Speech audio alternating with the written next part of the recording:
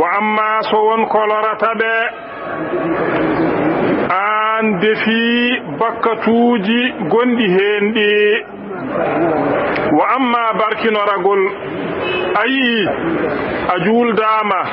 hoko heddi goɗɗum filmuji ɗi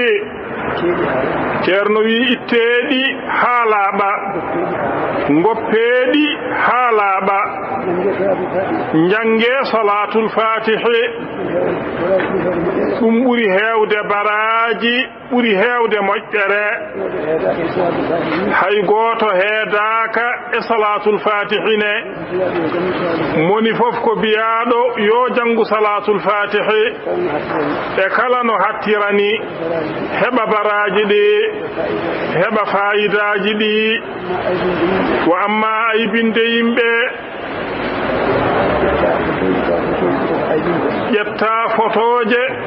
jaltina tawa photoje ɗe koko aybinta aybinde juulɗo kay moƴƴani aybinde juulɗo kay moƴƴani barkinoragol a juuldama a yii jangu salatul fatihi ɗum ɓuri wota wi aɗa waɗa himme hay calmingol ni wiɗana rokka jungo sohlani aɗa himmira ɗum yo Allah wallu yo Allah reen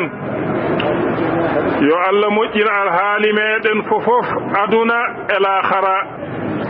sabu barke Allah e nelaɗo muɗum sallallahu alayhi wa sallama e sabu barke cheikhana Ahmad Tidiani radiyallahu ta'ala anhu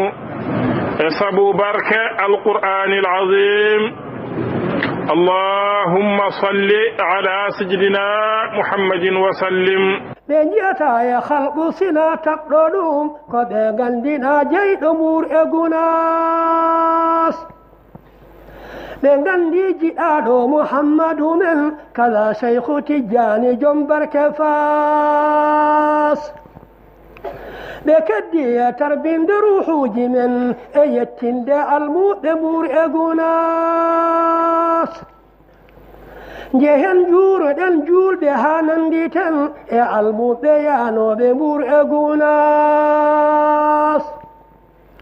so socceede ruhuuji min laaɓa cer nga juuraade seeranɓe mur e gunas nji'en cheikhu tijjaani nder ɓerɗe men nga barkeeji seerenɓe mur e gunas ko gondigu mon yooɗi elleetu fam ko samral mini maawu mur e gunas